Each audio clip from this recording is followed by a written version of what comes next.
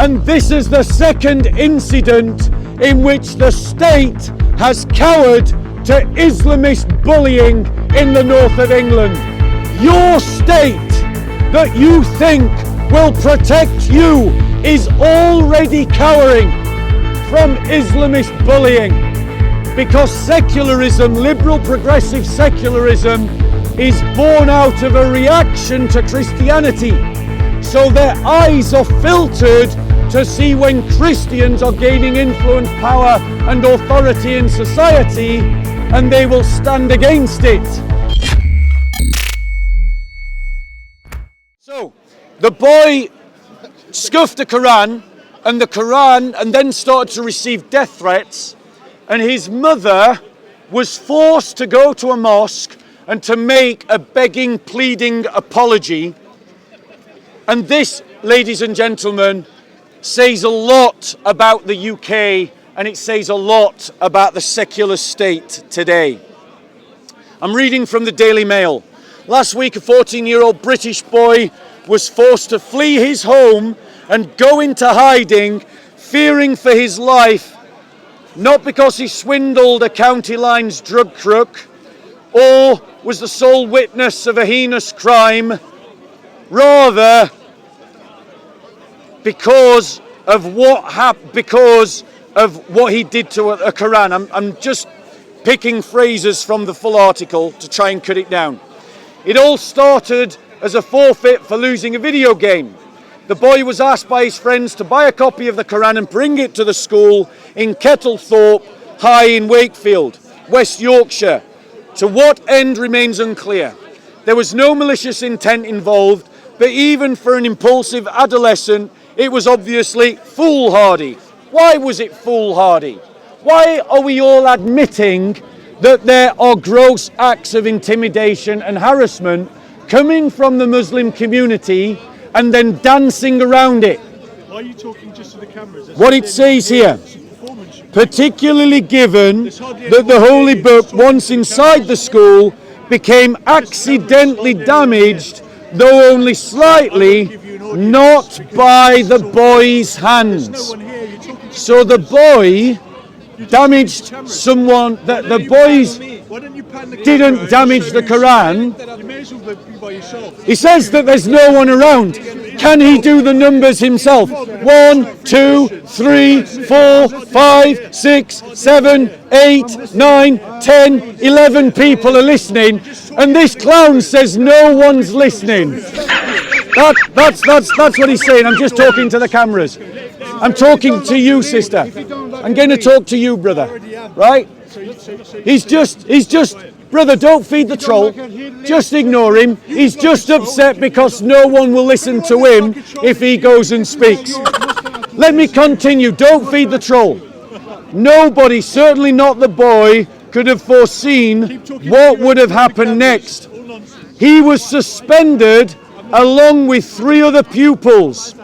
Police began investigating and recorded a hate incident. Labour councillors stoked tensions by falsely claiming on social media that the book was desecrated. So the police investigated a hate incident, the school suspended him, and Labour councillors started whipping up interfractional, intercommunal antagonism by saying that a Qur'an was desecrated.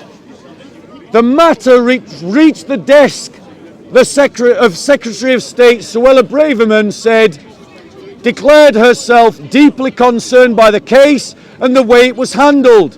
The educational sector and the police have a duty to prioritise the physical safety of children over the hurt feelings of adults. That's happening in the UK. A child had a Qur'an knocked out of his hand. The Qur'an was slightly damaged on the cover. And then that child was subject to death threats by other Muslim students. The teachers did not punish the students for the death threats. They punished the child.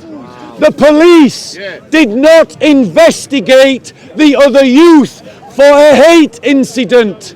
They investigated the child. The teachers did not exclude the pupils for death threats. They excluded the child. There is a problem in liberal progressive society. Liberal progressive society is cowering to Islam. Liberal progressive society is backing down from standing up for its so-called proclaimed values. This incident that happened to this child in this school is in the same area where a teacher had to go into hiding because he received death threats for teaching his class about blasphemy, in which he used an image of Muhammad. And he said to the students before he showed it to them, some of you may find this offensive. If you don't want to be here, you can leave. And then he continued with the lesson. Muslims inside the Muslim community started a hate campaign against him, and he had to flee into hiding.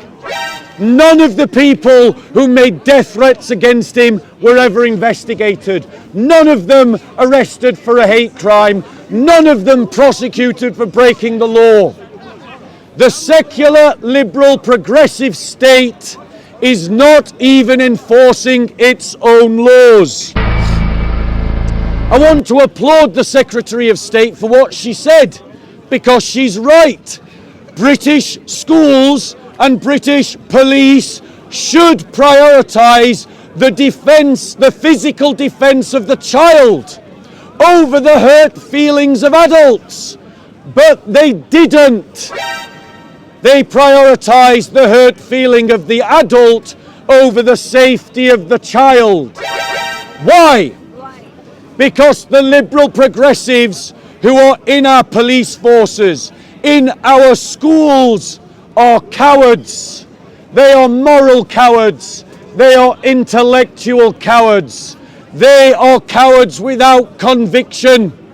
And they have a fetish about Islam that means that Islam can never be criticised. Muslims can never be seen to do anything wrong. And even if they do, it's your fault, not theirs. That is why the teachers excluded the child. That is why the police investigated the child. That is why the councillors blamed the child. And that is why none of those three authorities went after the people that broke the law. To threaten someone with death in the United Kingdom is a criminal offence. And there was no action taken. What did the police do? They went and had a word with the child that made the death threat, and they gave him some advice. But what did they do when they heard about the other child? They started an investigation for a hate crime. There is a double standard emerging in our society, and you're all ignoring it. And you're all ignoring it because you've all been kowtowed by the same liberal elites who are establishing the double standard in the first place. Call them out on their hypocrisy. Call them out on their double standards. So here is what I say and what I call for action and for what should happen as a citizen in this democracy. That head teacher should be sacked. She has a legal responsibility to uphold British values. Yes. British values do not include a blasphemy law protecting Islam. British values include freedom of speech. She has failed in her legal responsibility, and she should be sacked from her position. The police officers that did not investigate the death threats against the child should all be sacked, and their pensions should be cancelled. Every one of them, from top to bottom, that was involved in the case and turned a blind eye to a death threat should all be sacked and barred from working for the police. And the children and anyone else who made a death threat against that child should be arrested and prosecuted for breaking the law. That is what should have happened at the beginning, and that is what should happen now. And this is the second incident in which the state has cowered to Islamist bullying in the north of England. Your state that you think will protect you is already cowering from Islamist bullying. I'll tell you why. Because the liberal progressive secularists, their ideology contains within it a contradiction. The society that they want to create is a society free from the church and free from Christianity. They have a blind spot when it comes to Islam and Sharia law. So they want to push Christians out of politics. They want to make you Christians silent when you stand up for your faith, and they'll accuse you of every kind of bigotry under the sun when you try to live according to your religion. Benita, could I get a bottle of water, please? But if the Muslims do exactly the same thing, the state cowers to them. And I've just shown you an example of it. Because secularism, liberal progressive secularism, is born out of a reaction to Christianity. So their eyes are filtered to see when Christians are gaining influence, power and authority in society, and they will stand against it. But when the Muslim community is gaining influence, power and authority in society and pushing Sharia law into society, the liberal progressives can't see it, because many of those elites are white middle class people who have never had a black friend or a friend of colour in their lives, and they have confused the category of Muslim with the category of race. And they think if they stand up to the Muslims making death threats, that they are being racist. And that's why they won't stand up against Islamist militants in the UK. And we saw that when tens of thousands of white girls were industrialistly and systematically raped by Muslim gangs across the north of England in their thousands. And Labour said nothing, and the police did nothing. And they did nothing because they said on record they were scared of being accused of being racist. Christians, what must we do? We must recognize an uncomfortable truth. The uncomfortable truth that we must recognize is that we cannot depend upon the secular state to be there to protect us. The secular state of Nigeria failed to protect the Christians of Nigeria. The secular state of France has failed to protect the churches of France. The secular state of the United States of America has failed to protect the Christians of Dearborn, USA, who are also being harassed by Muslims. Now, I want to be clear. I am not saying all Muslims are doing this. I'm saying a tiny percentages.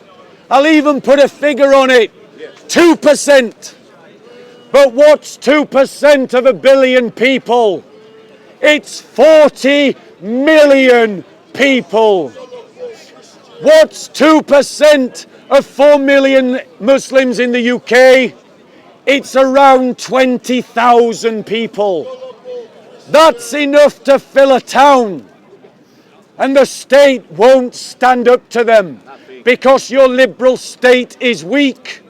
So I say to you, my brothers and sisters in Christ, that we should organise within the church to guarantee our own security. In the same way that the Jewish community at Golders Green does. They have their own security service that cooperates with the police, is known by the police, it operates within the law to protect the Jewish community. Why did Jesus worship Allah on the cross? We Christians must follow Christ's teachings to love and to serve one another. Don't feed the troll. Sister, don't talk to him.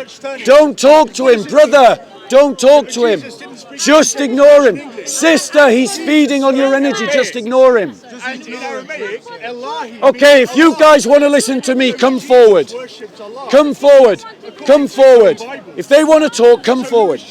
So, ladies and gentlemen, as Christians, we must defend our community by every legal means, and we must organise ourselves to do it within the church, and we must recognise that secularism is failing and has failed, and we must aspire as Christians. What have you done in Algeria? We must aspire. Algeria. What did you do in Iraq? You Christians.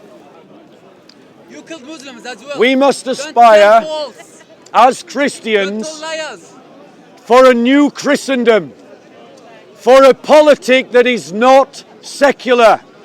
We must oppose as Christians the secular liberal state, because the secular liberal state will lose the battle against radical Islam.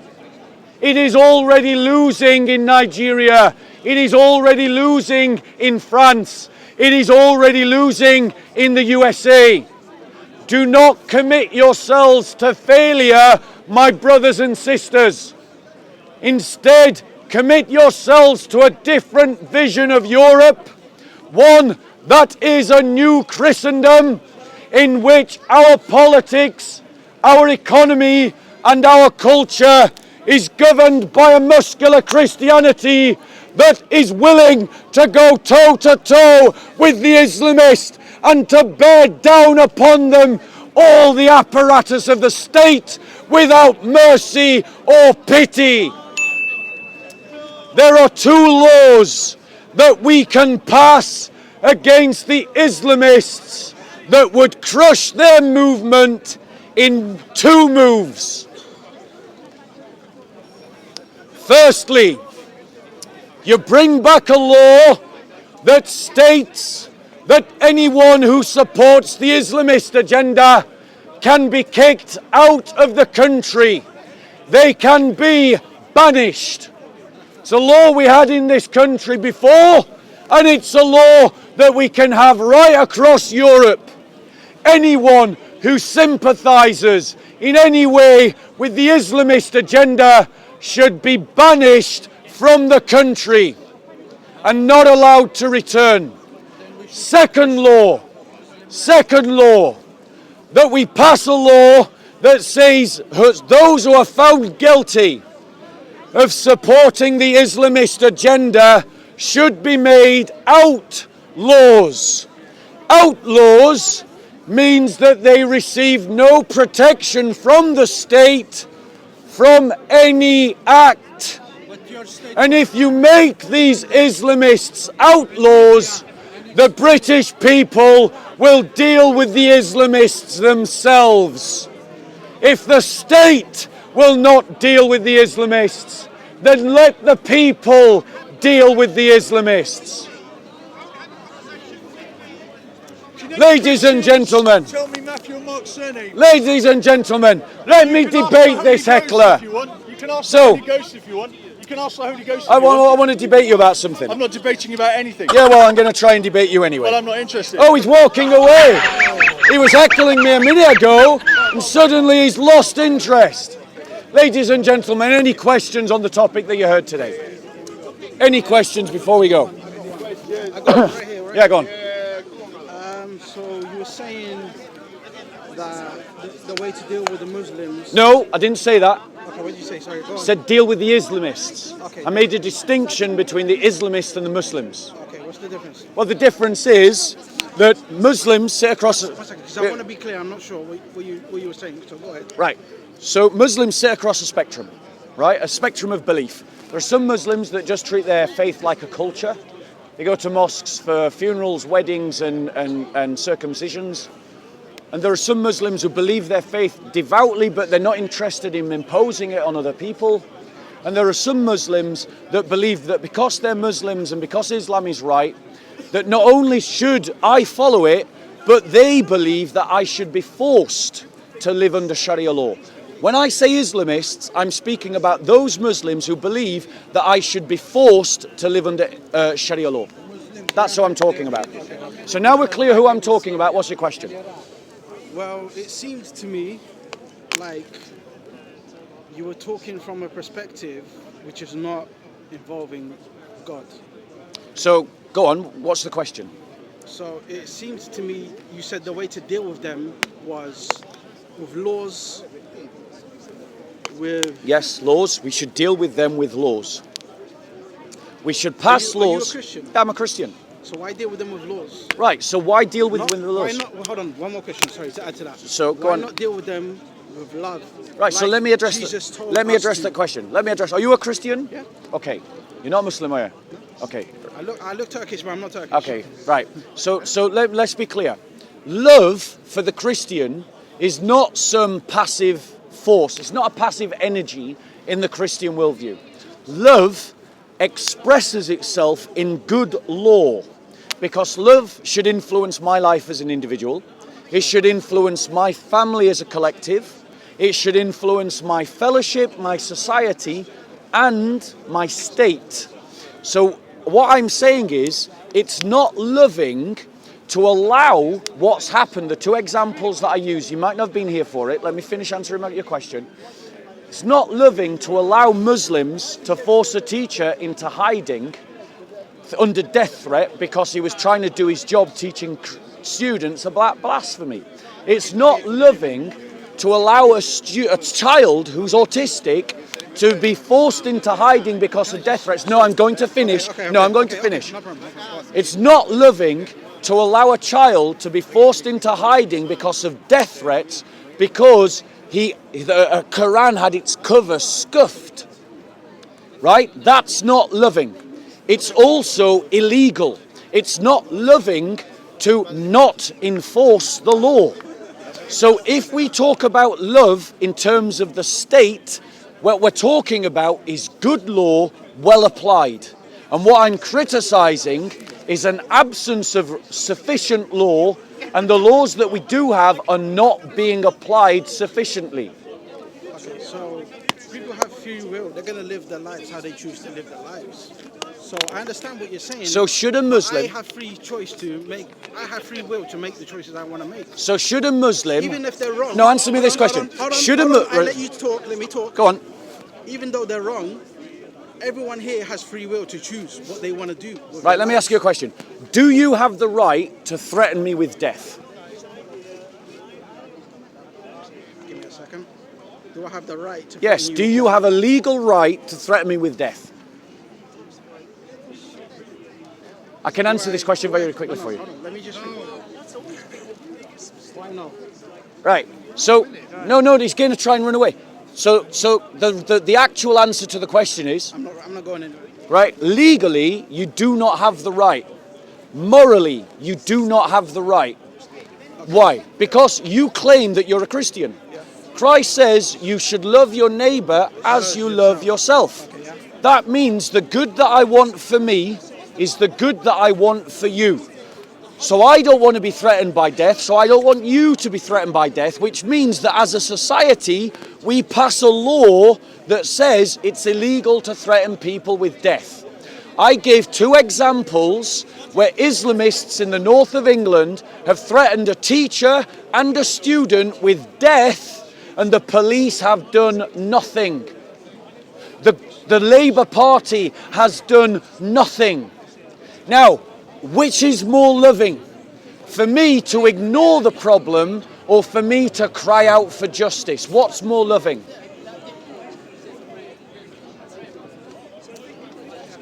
Each person is going to deal with it. You haven't answered my question.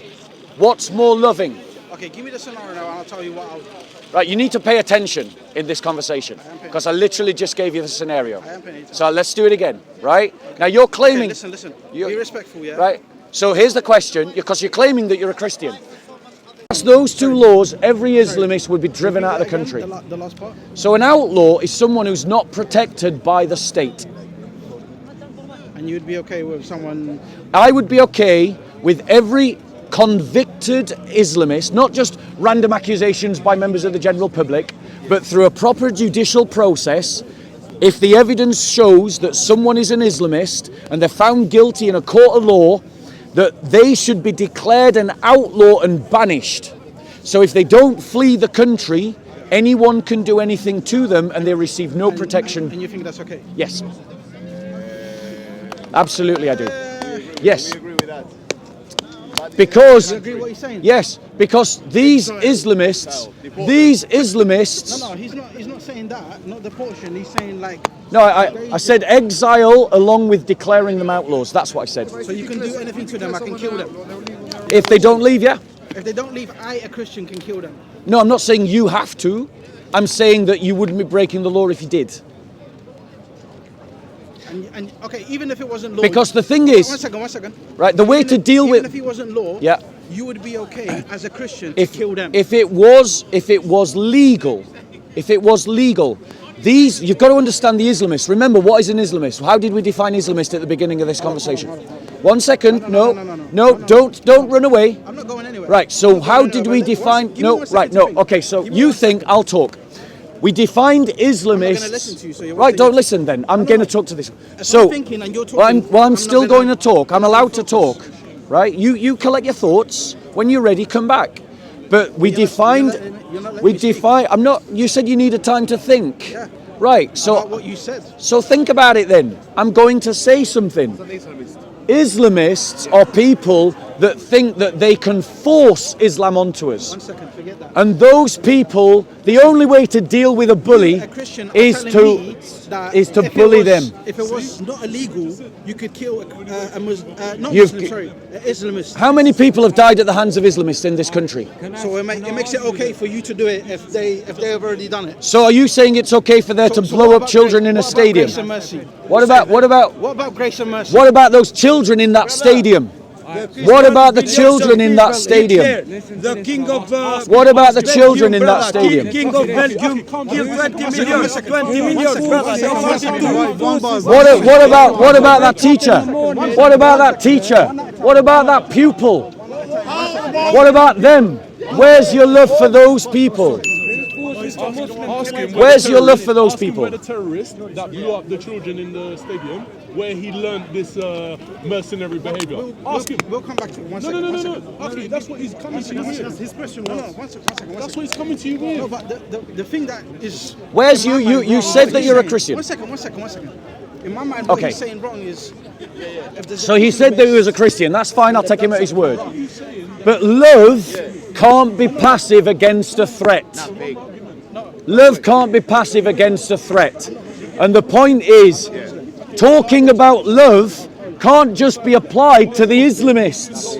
Talking about love also has to be applied to the victims of the Islamists.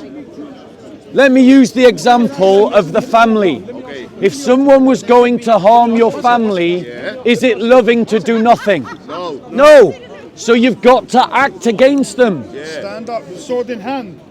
But, hold on, we're not talking about vigilantism. I've got to be clear. Remember, I said right at the beginning, we've got to deal with them legally. So it's not about you taking the law into your own hands and breaking the law.